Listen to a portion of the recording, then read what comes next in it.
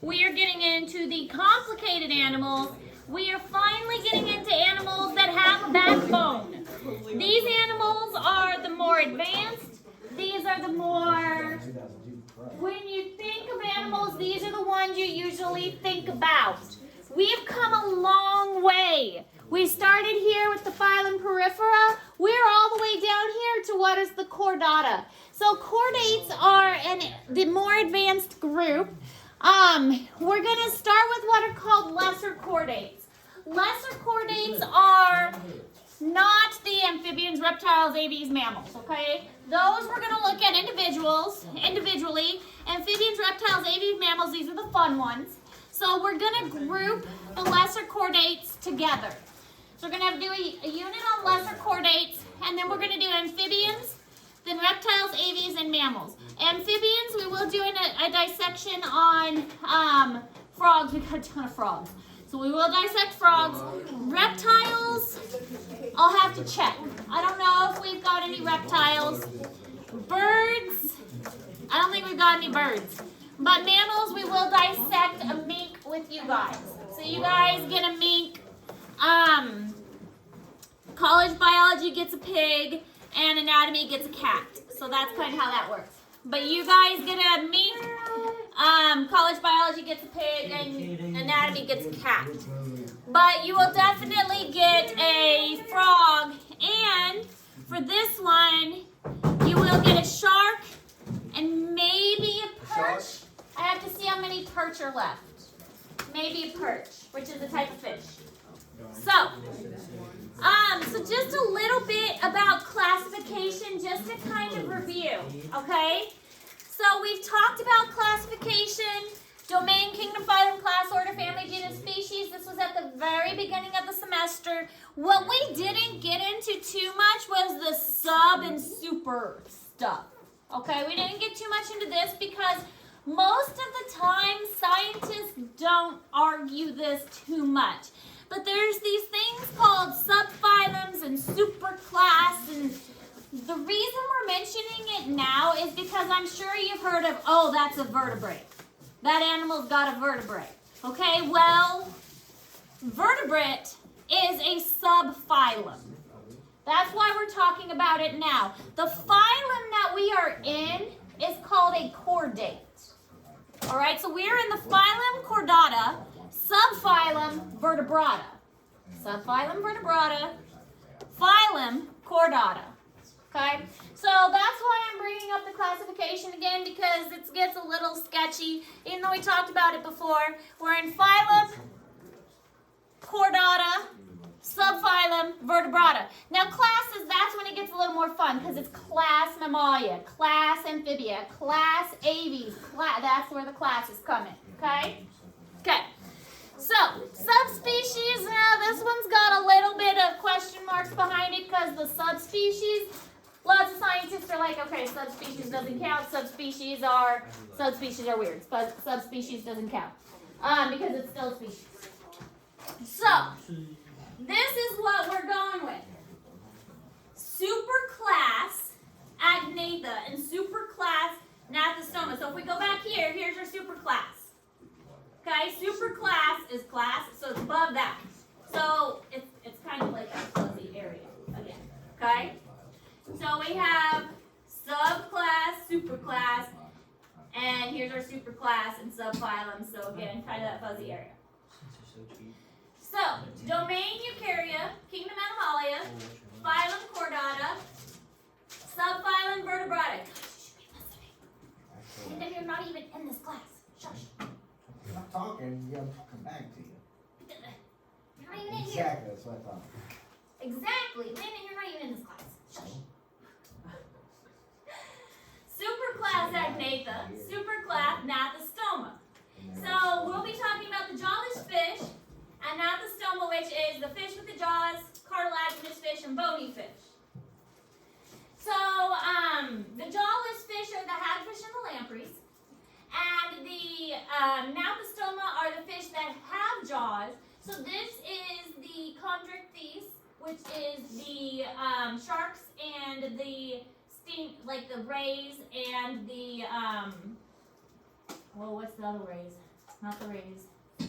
I'm drawing a blank. Anyways, but the cartilaginous fish are in chondrichthyes, and then the bony fish are osteichthyes. So these are like most of the fish. Most of the fish group is in the osteichthyes. So agnatha means no jaws. Gnathostoma means it does have a jaw. So those are the ones we're going to focus on for the lesser chordates. So when I say lesser chordates, these animals have a backbone to some degree, but they are not as advanced as the amphibians, the mammals, the reptiles, and the birds, the really cool animals, which we'll get to next. And we'll have a lot of fun with them.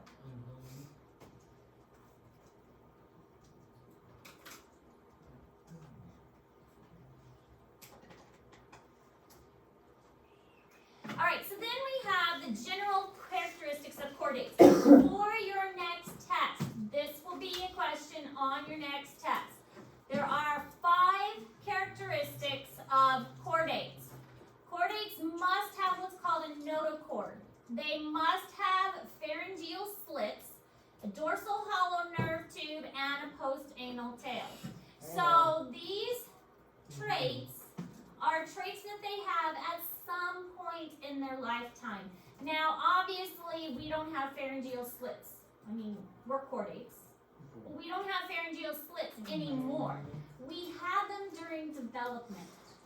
We don't have them anymore.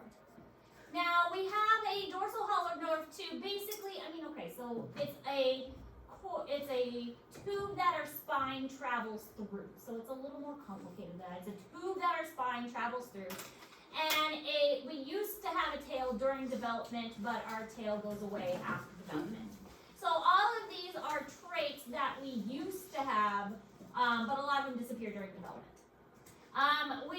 These characteristics of chordates also include a complete digestive tract, and they also include a heart. The heart gets more advanced the more advanced we go up the traits. So by the time we get to birds and mammals, they have a really advanced heart. Lesser chordates have a more simplistic heart. So these will be on your test. You do need to know the characteristics of chordates.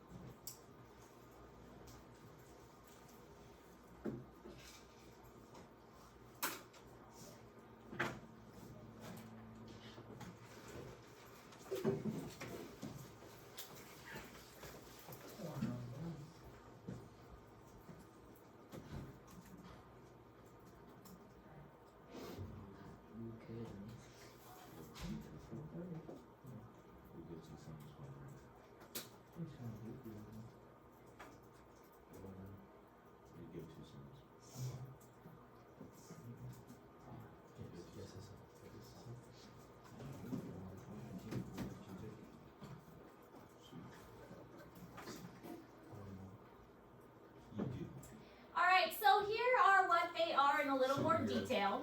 This is in Google Classroom. Remember, anything with a star is in Google Classroom, so you You don't have to write it down because I've already provided it for you. I know it looks like a lot of writing, so you don't have to write that down. You have this in Google Classroom. A notochord is a hollow tube that the spine goes through. Pharyngeal slits are slits on the side of the neck.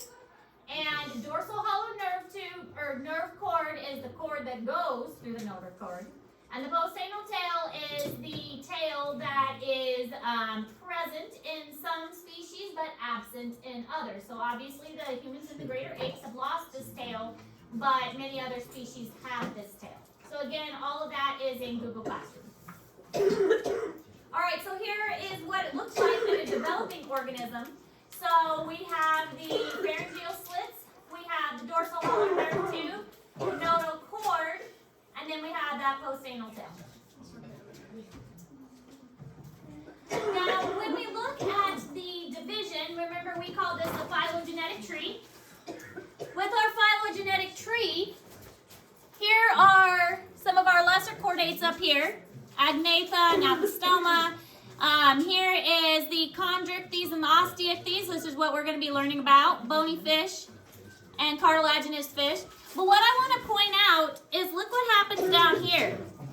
Based on this, what are birds more closely related to? You have it right. See if they can get it though. Reptiles. Yeah, I heard Malachi say it and I heard you guys say it too. Birds are more closely related to reptiles than they are to mammals. That's a common misconception. A lot of people think that birds are more closely related to mammals because they are the only other group of animals that's warm-blooded. But they are not. They are actually more closely related to reptiles. There was a branch off here where birds and reptiles split. Birds actually share more traits with reptiles than they do with mammals. So birds and reptiles have more traits in common than they do with mammals. Even though they do have a four-chambered heart like mammals, even though they do have warm-blooded. Yep, very good. Convergent evolution. So again, here we see the same thing. Crocodiles and birds share very similar characteristics. And mammals are over here, and they branched off from the reptile group. All right, so we're going to start off first with superclass Agnatha, which are the jawless fish. These animals do not have a jaw. Hagfish and lampreys are the ones that are found in this group. Hagfish are marine and only found in the ocean floor and sand and mud. They're the most primitive type of vertebrate. It's the most primitive animal that have a backbone, the most primitive chordates. And what's cool about them, they produce a crazy amount of slime. Crazy amount of slime. Why do you think they have so much slime? Because it's sick. Because what? Because it's sick. Because it makes other animals sick. It's disgusting. I know it's Have you ever seen how much slime they produce? This much. More than that. She might be sick. Crazy amount of slime used as a form of protection so that other animals will leave them alone and not eat them. The hagfish will eat dead and dying material and invertebrates off of the ocean floor.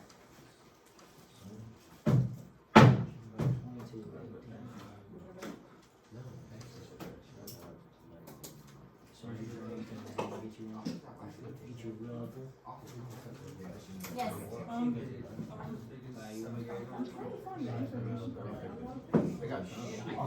I've done like 6 or 7 different lessons.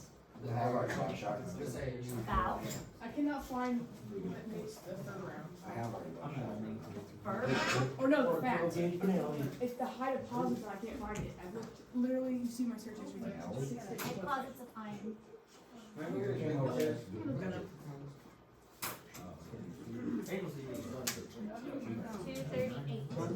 240. Back by 240. 2 minutes. You want me to buy you a drink, Angel? What? You want me to buy you a drink?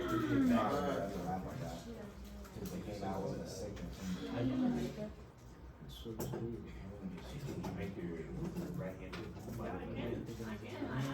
so cheap. They're sad. So this is what the hagfish looks like. Looks kind of like an eel. But all of these dots along the side is what the slime comes out of. Yeah. Pretty cool. Oh, they're the ones that like you put your, you see sometimes I put my hands on them, like they go out, and like it's really like gross, like it's all like covered. I've seen them. We'll watch a video of it. In Yeah, fact, like, you can literally touch. oh, this is its mouth. Look at its mouth. Isn't that cool? No. Where? That's its mouth. One of the notes. I did not get most of the. I just had to get like the very last. Okay, we'll wait a moment then. We'll watch a video about the slime and also its mouth. You don't want to watch? Oh, the mouth is cool though. And the slime is cool too. Is this for making stuff? Saturday, February 11th.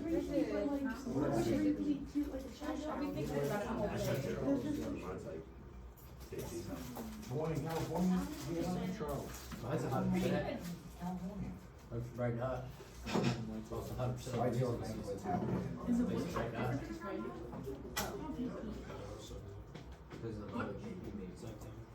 February 10th, Globally Caring.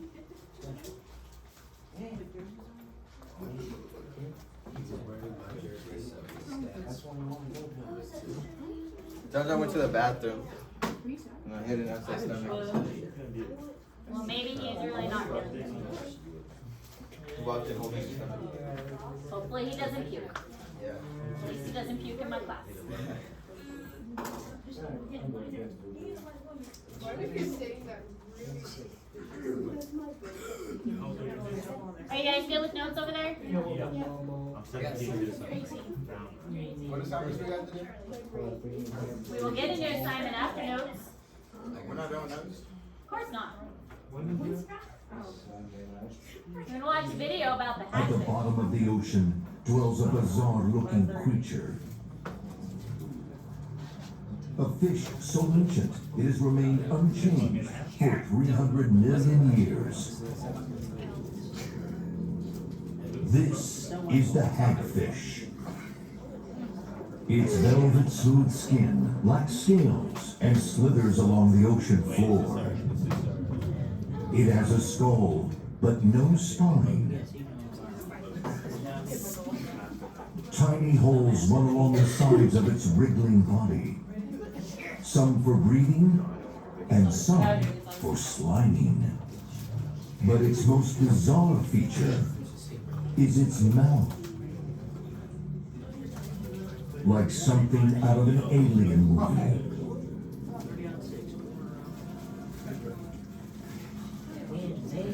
Here, bud.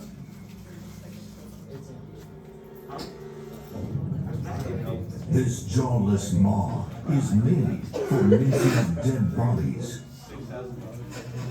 Multiple rows of sharp teeth are packed on 2 bone plates. With its single nostril, it picks up the sweet scent of death. A feast has arrived.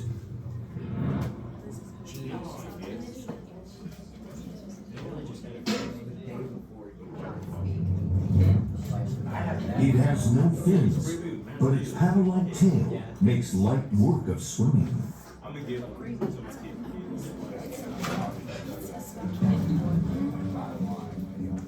The hagfish latches on, and its mouth goes to work.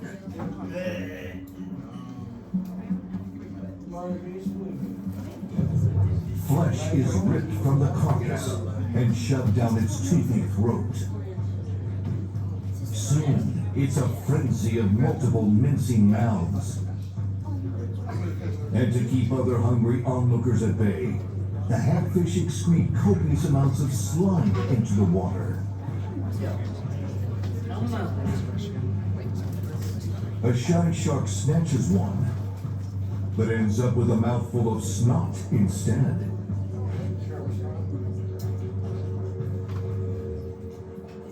In minutes, the hagfish will strip the carcass to bone.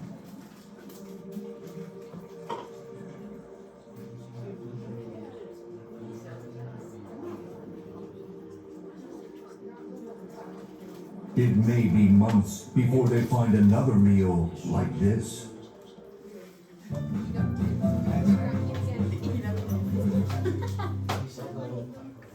I think it's pretty interesting. I think it's disgusting. You think it's disgusting? Yes. Watch this one. This one's even cooler. I should persuade one of these guys to come say hello, and actually, Hello! we're looking to see. Hello, babe. I hit the wrong button and I made it smaller. I meant to make it bigger. There we go.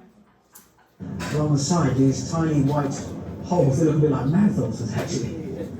And that's where it makes the slime to protect itself. And you can see now why we needed such a big tank. Look at all that slime.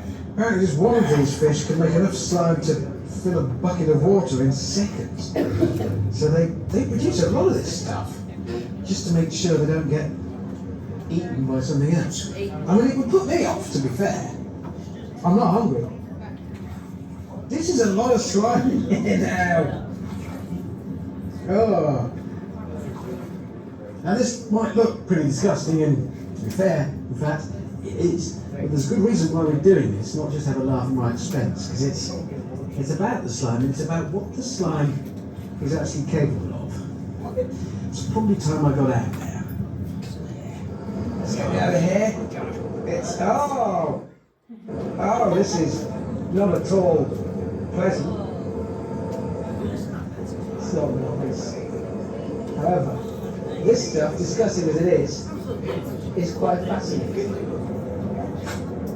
I know it doesn't look much like spider silk, or feel like it, Oh, but that's because I haven't finished with it yet. To turn this into something that can compete with spider silk, I need to put it on my special hagfish slime hanger. He's comparing now I it think to spider shower. silk. So he was doing research on it and comparing it to spider silk and like its strength of the slime. All right, so that was hagfish. Then we've got lampreys. Lampreys are another type of jawless fish. These can be in marine and freshwater. So lampreys are actually found in the Great Lakes. They are predators. So the hagfish were more of a scavenger. Yes. Yes. So the hagfish were more of a scavenger. Lampreys are a predator. And they have a sucker-like mouth that attached to an animal. And they have anticoagulated saliva. What does that mean? It's not sticky. Not sticky, but what does it do to the blood? Prevents it from clotting. So the blood is going to be prevented from clotting so that the blood flows freely. And this blood is going to flow freely so that it doesn't Please stop. clot and flows in a way that they can drink it. So basically the lamprey is going to attach kind of like a leech and drink the blood of its prey. That kind of gives a pleasant image.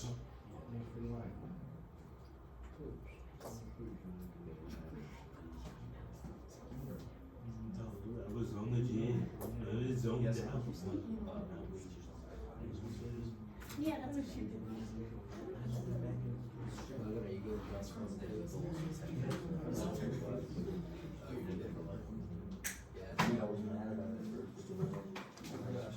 That's how I've been for every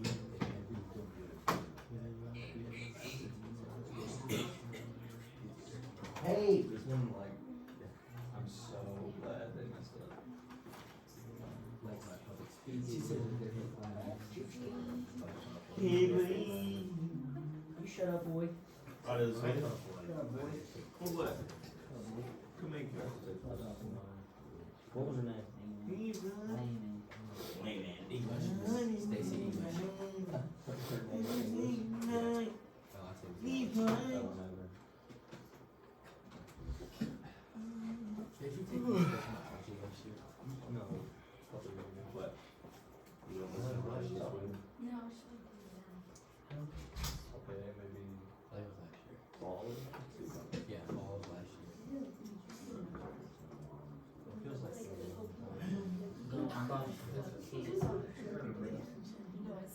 I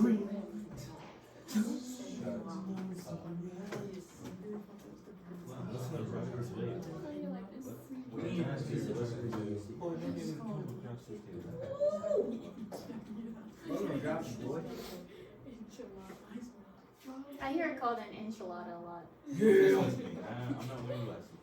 I don't know how. There's no L in it. Green light. You get enchilada.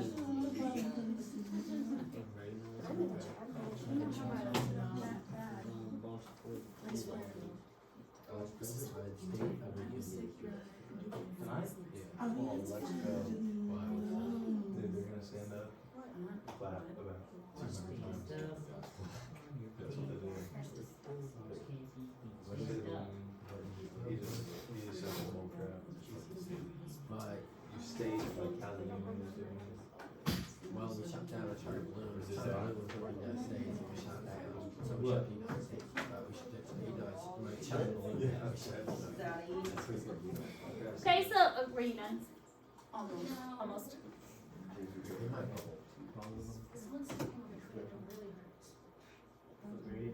I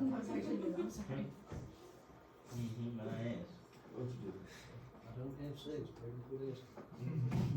Shut up.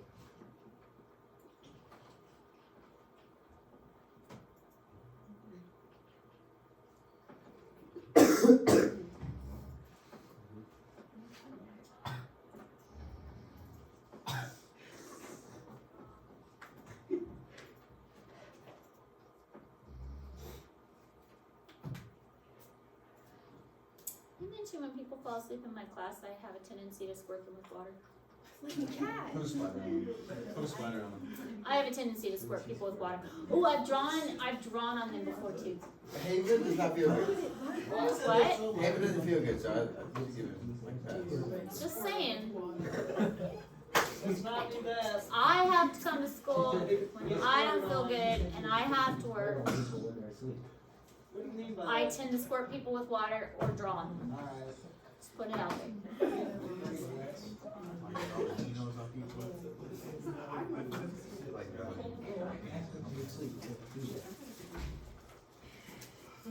Alright, so this is what a lamprey looks like.